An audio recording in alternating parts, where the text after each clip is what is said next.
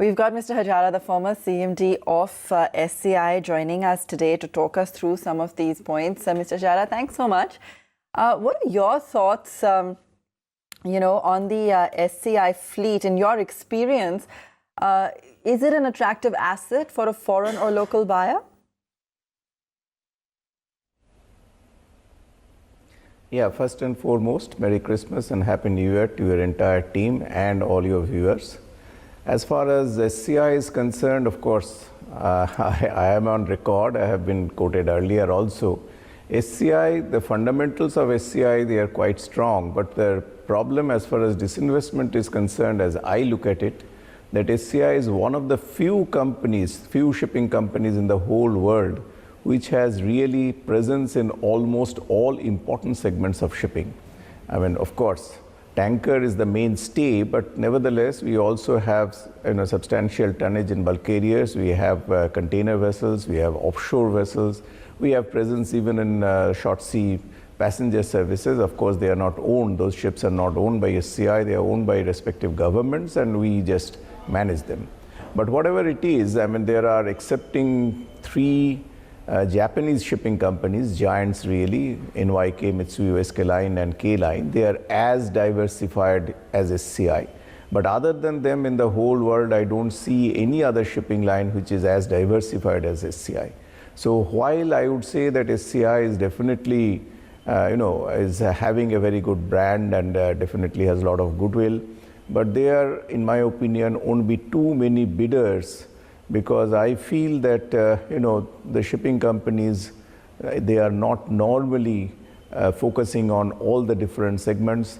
Like if you look at Great Eastern, they have absolutely no presence in liner. They are again predominantly I would say, tanker and offshore company with some presence in bulk carriers. So that is the biggest challenge as far as SCI disinvestment is concerned.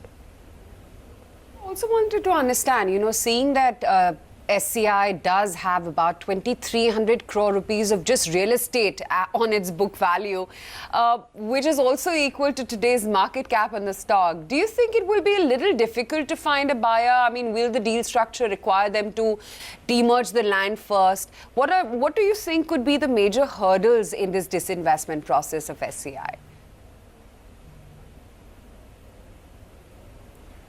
No, first and foremost, I am not at all aware whether the government is thinking of first disposing of the real estate separately, or it will be packaged as a whole.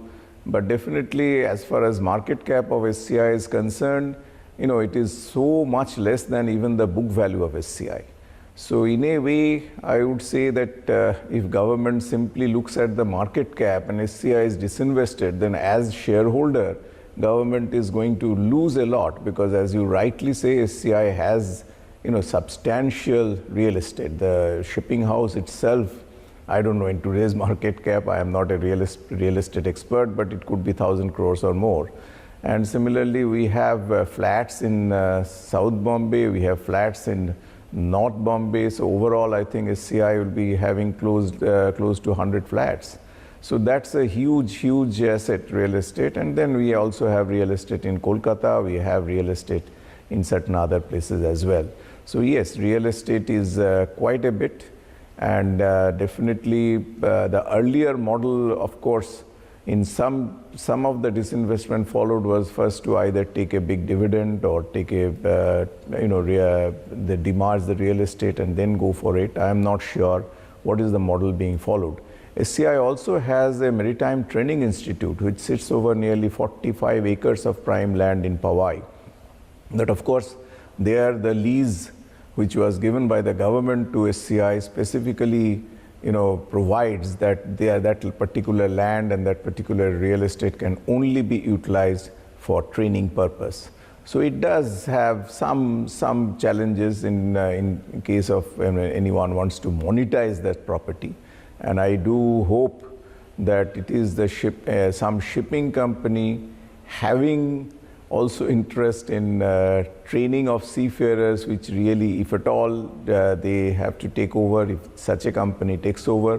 Because today, in the whole world, Indian seafarers are known for their quality, and the percentage of Indian seafarers in the global fleet has gone up from barely, I would say, 4, 5, 6% to nearly about 10% now.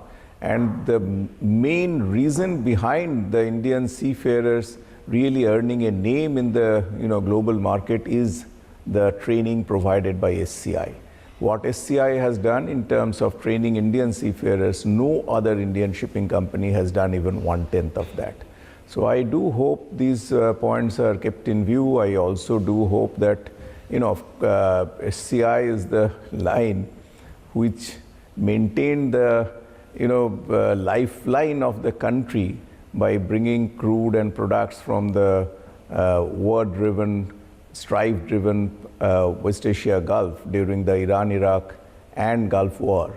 So, and it is SCI ships which have always even evacuated the Indian citizens as and when there has been any problem anywhere.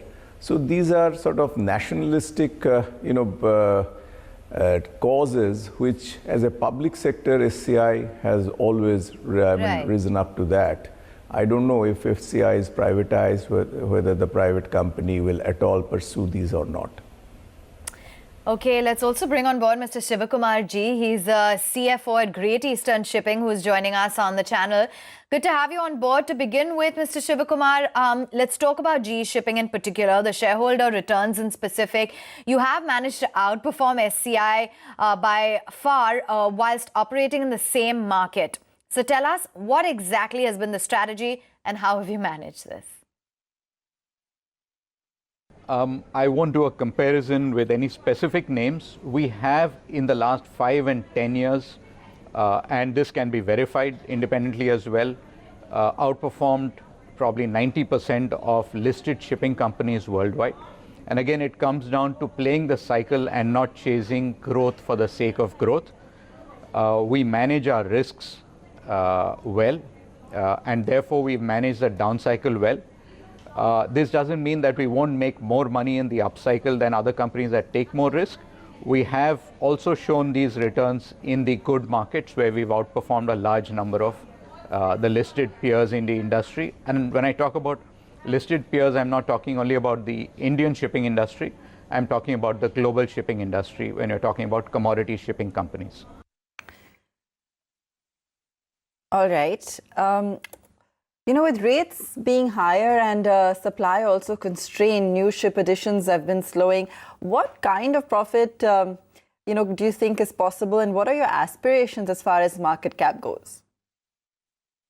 Yeah, it's tough to put a number on this, but it's easy to explain what's happened in the last 10 years. We've gone through a very poor period of 10 years for the shipping cycle itself.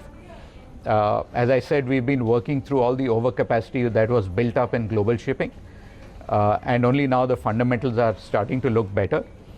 While we had poor returns over the last 10 years, we spent this time in building up our capacity and building up our capacity at fairly cheap levels in 2016-17. And that's what we believe will enable us to outperform when the market turns. We are currently at the highest capacity that we've been in the last 10 years in deadweight capacity. And in number of ships. One way to look at it is in the improvement in the net asset value, which we declare, which is not an accounting measure, but it's a number that we declare based on estimates that we receive from brokers for the market values of our ships. And one way to look at that is to see how the net asset value has changed and is going to change over the next few quarters or years. And that will indicate how well the company is doing, because not all the capital value change in the ships can be captured. It will be captured in the accounting P&L. Right. Also wanted to understand, we've heard that GE Shipping is one of the bidders for SCI as well. Is this true, that you've expressed interest to, be part of the stake sale of SCI? I have no comment on that, because we need to know a lot more before we can actually comment on it. Okay, we'll let it pass through, but as and when we get more details, we're going to dig deeper with you on that. But Mr. Hajra, just in a yes or no, I know you've already expressed your views on who you would like to see as a buyer for SCI, but wanted to understand, do you really think a private player can run SCI better, than the PSU predecessors? You see, I have said many a times that in my opinion, the stakeholding should not at all matter in terms of performance of a company. Companies should be professionally driven, it should be board driven. So whether the stake is held by a private promoter or a stake is held by Government of India should not make any difference in terms of performance. Having said that, I have no hesitation to admit that sometimes the government unfortunately does interfere in the running of a company, which creates problem. Also because government has a tendency of questioning commercial acumen on basis of hindsight. I myself have told sometime ministers or even secretaries that if you want to question me on basis of the benefit of hindsight, my commercial acumen, then you better go to a shop, buy a crystal ball and give it to me, and then question why I have not gauged at that crystal ball. But that is a problem, and because of that, decision making sometime in the government, particularly as Shiv was talking about asset play, I must admit that Shipping Corporation has mostly believed in the sort of cradle to grave theory, where we order ships, new build ships in the shipyards all over the world, mostly of course South Korea and China, and then we run the ship for the whole of its lifetime, and then dispose them off for scrapping, for recycling. So that doesn't always pay in earning better profit, and asset play has been definitely one of the main reasons why Great Eastern's results have been good. Yes. But since you asked this question to Shiv, let me also mention, because I have said this so many times, that it's not an apple-to-apple comparison, because sure, as I said, Shipping Corporation have presence in liner which Great Eastern doesn't have. So you have to take it out if at all you want to compare. But I think I will agree with Shiv, there is no point in comparing just two companies. I mean, you should look at the global benchmark. And in terms of global benchmark, we are very proud that Great Eastern has done very well. But even SCI, in terms of global benchmark, has done quite well vis-a-vis even the foreign listed companies. Oh, absolutely. And that's why I guess there are takers vying to get that piece of SCI as well. But Mr. Shivakumar, wanted to understand, how the fundamentals of the shipping industry or sector per se are evolving. And what are your thoughts on where the industry is currently placed and where it could be headed? The industry fundamentals are looking significantly better than they were at any time over the last decade or so.